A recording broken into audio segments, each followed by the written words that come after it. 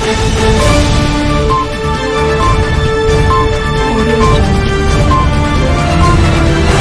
evening, I am Akshanur and welcome to News.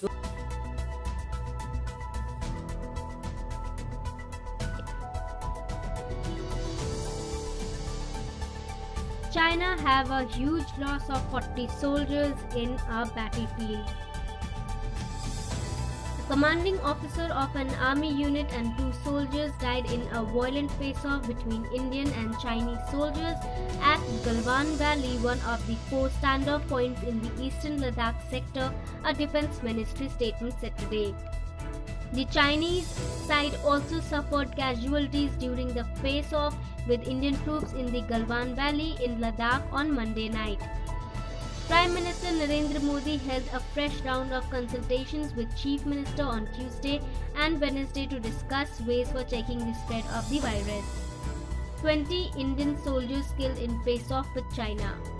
In a steep escalation on the ongoing Sino-Indian border face-off in eastern Ladakh, soldiers of China's People's Liberation Army attacked and killed 20 Indian soldiers, including a colonel, on Monday night.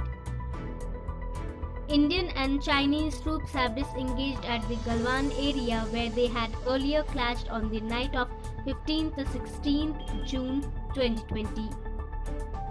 17 Indian troops who were critically injured in the line of duty at the standoff location and exposed to sub-zero temperatures in the high-altitude terrain have succumbed to their injuries, taking to the total that were killed in action to 20.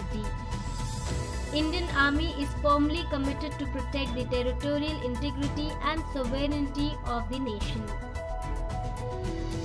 Alert in Himachal Pradesh, Lahaul, Spiti, Kinnaur border district following the violent face-off in Galwan Valley in Ladakh between Indian troops and Chinese People's Liberation Army forces. Himachal Pradesh has been put on alert.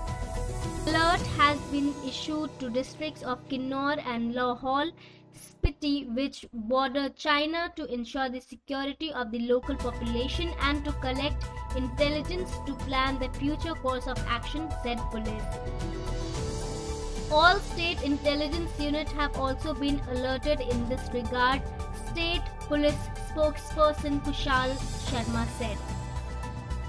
In view of the recent face-off between PLA of China and Indian Army in Ladakh sector, an alert and advisory have been issued to the districts of Kinnaur and Lahaul Spiti to take all precautionary measures to ensure the security of the local population. In view of the recent face-off between PLA of China and Indian Army in Ladakh sector, an alert and advisory have been issued to the districts of Kinnaur and Lahaul Spiti to take all precautionary measures to ensure the security of the local population and also to collect intelligence so as to plan future of course of action, said Superintendent of Police Kushal Sharma. A day after his measured response to the violent confrontation between Indian and Chinese troops at Galwan Valley, Congress MP Rahul Gandhi turned up the heat against Prime Minister Narendra Modi, questioning his silence on the issue. Why is the PM silent? Why is he hiding? Enough is enough. We need to know what has happened, he tweeted on Wednesday. Hindustan के 20 सैनिक शहीद हुए, उनको उनके परिवारों से छीना। China ने हिंदुस्तान की जमीन छीनी है, हमारी जमीन हड़पी है। प्रधानमंत्री जी, आप चुप क्यों हैं? आप कहां छुप गए हैं? आप बाहर आइए। पूरा देश, हम सब आपके साथ खड़े हैं। एक साथ खड़ा हुआ है आपके साथ देश। बाहर आइए, देश को सच्चाई बताइए। डरिए मत। 2 दिन पहले हिंदुस्तान के 20 सैनिक शहीद हुए, उनको उनके परिवारों से छीना। चाइना ने हिंदुस्तान की जमीन छीनी है, हमारी जमीन हड़पी है। प्रधानमंत्री जी, आप चुप क्यों हैं? आप कहां छुप गए हैं? आप बाहर आइए। पूरा देश, हम सब आपके साथ खड़े हैं। This is Shreya and Coronavirus Global Updates. Global cases surpassed 8 million while over 4.36 people have succumbed to the infection. While European borders reopen, China is scrambling to control the spread of a fresh outbreak of coronavirus in Beijing amid fears of a second wave of the infection in the country. Reopening continued in Mexico and Brazil despite cases climbing in two largest nations in Latin America. And New Zealand, which has seized the curbs, reported its first new cases since May 22.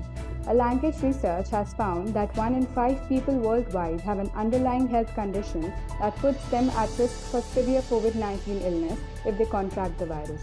An estimated 1.7 billion people suffer from conditions ranging from type 2 diabetes to heart disease, according to a study published in the Lancet Global Health. About 349 million of them would probably need to go to the hospital for treatment if they were infected. Green shoots have begun to be visible in economy, PM Modi to chief ministers. The PM spotlighted that many people have returned to the country in the recent past, yet the impact of the coronavirus here is not that huge as compared to the world situation. India's fight against coronavirus will serve as an example of cooperative federalism, Prime Minister Narendra Modi underscored in a meeting with chief ministers to discuss how best to tackle the health crisis due to this pandemic. The PM also stressed that the economy has started to look up. The meeting comes in the backdrop of a violent face-off with China's People's Liberation Army on Monday night in eastern Ladakh. We are coming back to normalcy through Unlock 1. If we follow all the precautions and the SOPs, we will be able to battle it out with minimal damage. When India's fight against COVID-19 will be analyzed in future, this time will be remembered for how we worked together and served as an example of cooperative federalism, said the PM at the start of the two-day meeting. With an economic focus, the centre, what it dubbed Unlock 1, went about gradually opening the economy in a three-phased plan. The domestic flights have started resumption of services, the shopping malls, restaurants, places of worship have been opened. Metro services, however, remain shut. Public transport, buses, private cabs too are available under the new guidelines. A lockdown is still in place in containment zones till June 30. Despite a large population, we minimize the deaths and our recovery rate is 50%. That has become a point of discussion across the world, he said. The more precautions the states took, Modi underlined, the better abled they would be to fight COVID-19, which would lead to greater opportunities for the economy to bounce back. In the next few days, we should be able to take example of the positive stories of economic activities from the states and replicate. We are seeing green shoots in the economy. Power consumption, for instance, has increased. The sale of two-wheelers was now at 70% of pre-lockdown numbers, said PM Modi. He also highlighted how agricultural sector, on the back of recent reforms, was playing its role in reviving the economy.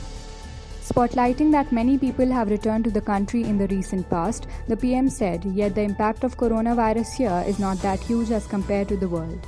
In the last few weeks, thousands of Indians returned to India from abroad and hundreds of migrant workers reached their hometowns. Almost all modes of transports have resumed operations. Still, COVID-19 impact has not been that huge in India as in other parts of the world, said the PM. Speaking about the unlocking process that began on June 1, the PM Modi said that the call for "Do Gaj Ki Doori" was crucial at this point, along with wearing a face cover while stepping out. Individual experiences of states could be shared with each other so that there was collective learning, he added. विचार रखे हैं वह बहुत ही महत्वपूर्ण है। हम सभी देश की सीमाओं की रक्षा में दिन रात लगे हमारे वीर जवानों के साथ चट्टान की तरह खड़े हैं। उनकी वीरता, उनके कौशल, उनकी सूझबूझ पर देश अटूट विश्वास रखता है। इस सर्वदलीय बैठक के माध्यम से मैं शहीदों के परिवारों को भी ये विश्वास दिलाता हूं कि पूरा देश उनके साथ है, पूरा देश उन्हें नमन करता है। साथियों, पूर्वी लद्दाख में जो हुआ उसको लेकर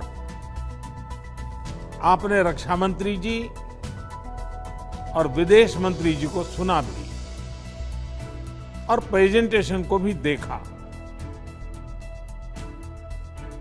न वहां कोई हमारी सीमा में घुस आया है, न ही कोई घुसा हुआ है,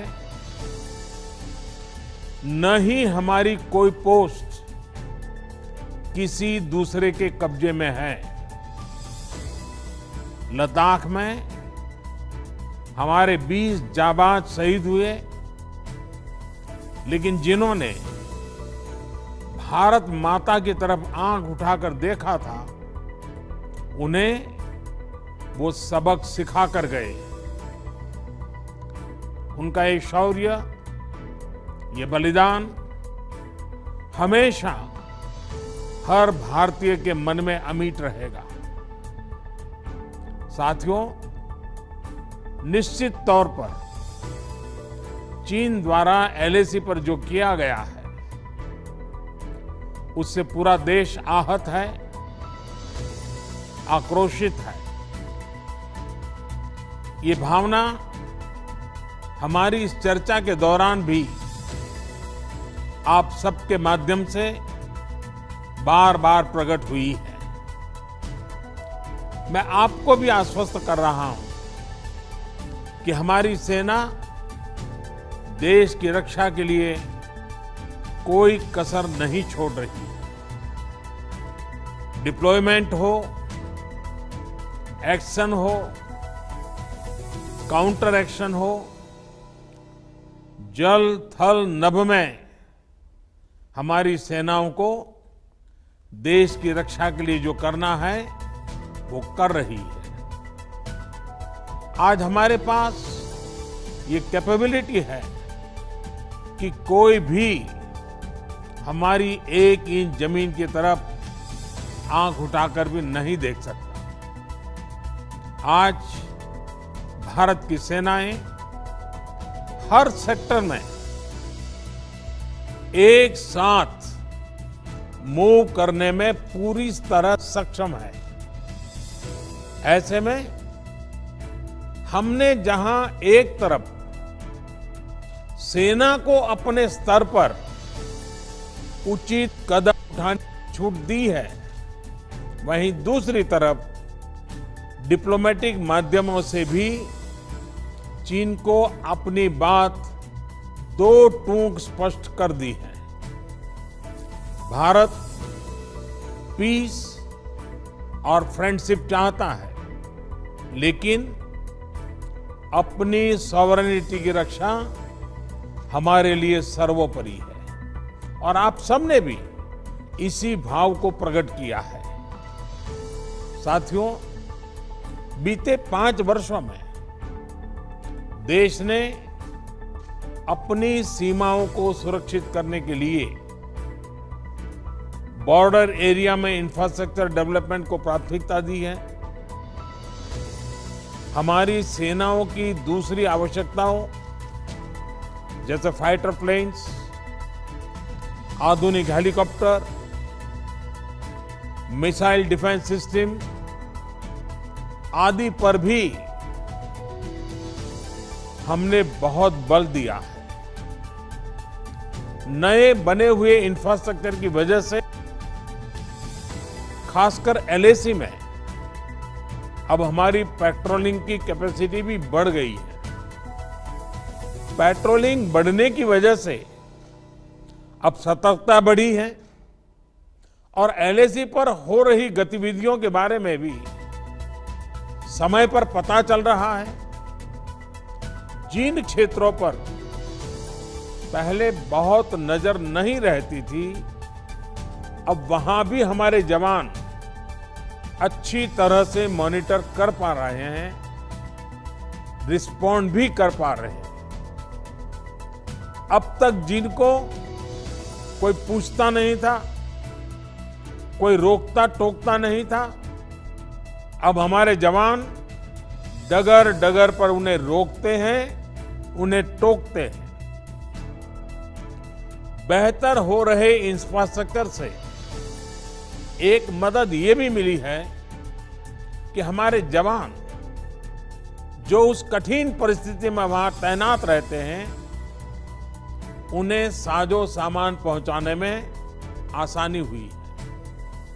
साथियों, राष्ट्रहित, देशवासियों का हित हमेशा हम सभी की सर्वोच्च प्राथमिकता रही है। चाहे ट्रेड हो, कनेक्टिविटी हो, काउंटर टेररिज्म हो, भारत ने कभी किसी बाहरी दबाव को स्वीकार नहीं किया है। राष्ट्रीय सुरक्षा के लिए जो भी जरूरी कार्य है, जो भी जरूरी इंफ्रास्ट्रक्चर का निर्माण है, उसे इसी तरह तेज गति से आगे भी किया जाता रहेगा। मैं आप सभी को, सभी राजनीतिक दलों को फिर से आश्वस्त करता हूं कि हमारी सेनाएं सीमाओं की रक्षा करने में पूरी तरह सक्षम है। हमने उन्हें यथोचित कार्रवाई के लिए पूरी छूट दी हुई है।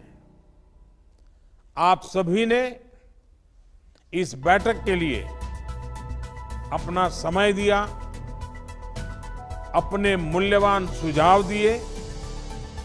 इसके लिए मैं सभी दलों का, आप सभी नेतृत्वगण का हृदय से बहुत बहुत आभार व्यक्त करता हूं और आपके सुझाव आगे की रणनीति में बहुत लाभकर्ता होंगे, ये मुझे पूरा विश्वास है।